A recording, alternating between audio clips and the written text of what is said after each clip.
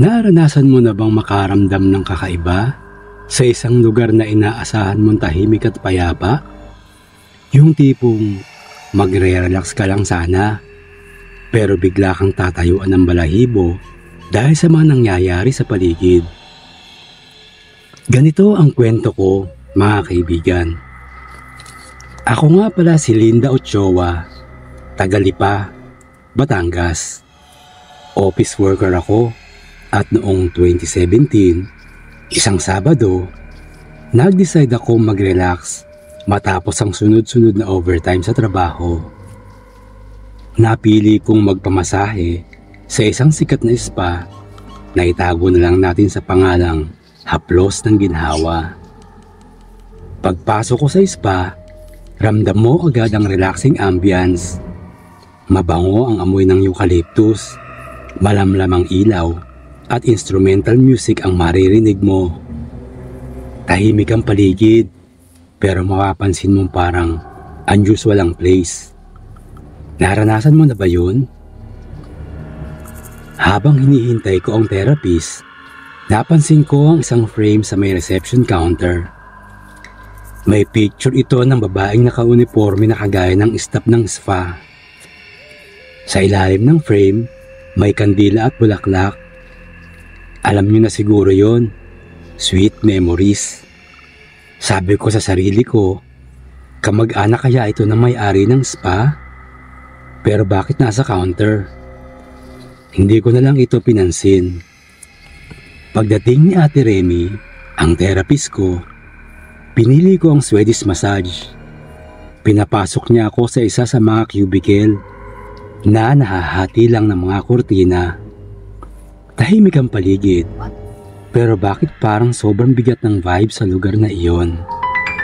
May naramdaman na rin ba kayong ganito? Yung tahimik pero parang may nakatingin.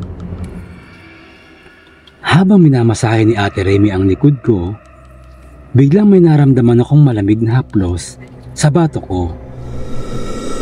Sabi ko pa, baka dahil lang sa aircon. Pero habang tumatagal, parang may ibang kamay na humahaplos sa paa ko. Nagtanong ako, "Ate, nasa paa ko ba yung kamay mo?" Sumagot siya, "Hindi po, ma'am. Nasa balikot po ninyo ako." Nagising bigla ang diwa ko. Pero ang mas nakakapagtaka, may narinig akong mahinang pag-iyak mula sa kabilang cubicle. "Ate, may ibang customer ba sa kabilang cubicle?" Tanong ko. Sabi niya, "Wala po, ma'am. Kayo lang po ang nandito sa dulo." "Ma'am, huwag naman kayong manakot." Dagdag pa niya. Hindi ko na alam kung matatakot ba ako o magpapanggap na wala akong nararamdaman. Pero habang pinakikiramdaman ko ang paligid, biglang may anino akong napansin sa kurtina.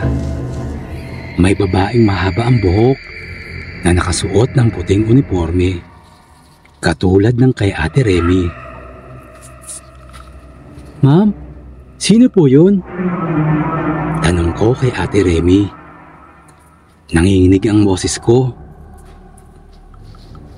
Sagot niya, "Wala pong ibang tao dito, ma'am."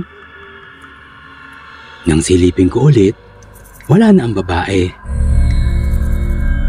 Pagkatapos ng masahe, nagmamadali akong nagbihis. Habang nagbabayad ako sa counter, narinig ko ang kwentuhan ng mga staff. Napag-alaman kong death anniversary pala ni Aling Lydia, ang pinakaunang therapist ng spa na pumanaw dahil sa atake sa puso. Ayon sa kanila, minsan daw nagpaparamdam siya sa mga customer, lalo na sa mga mukhang pagod at stress. Kinagabihan, nanaginip ako. Nasa spa ako ulit. At nakita ko si Aling Lydia. Nakangiti siya sa akin. Pero halata ang lungkot sa kanyang mukha. Sabi niya, "Thank you for visiting. Maybe ikaw na ang huli kong customer." Nagising akong pawis na pawis. Hanggang ngayon, hindi ko pa rin makalimutan na nangyari. Babalik ka ba kung ikaw ang nasa sitwasyon ko? Malamang hindi na. Salamat sa pakikinig sa ating kwento. Hanggang sa susunod, ingat kayo palagi. Paalam!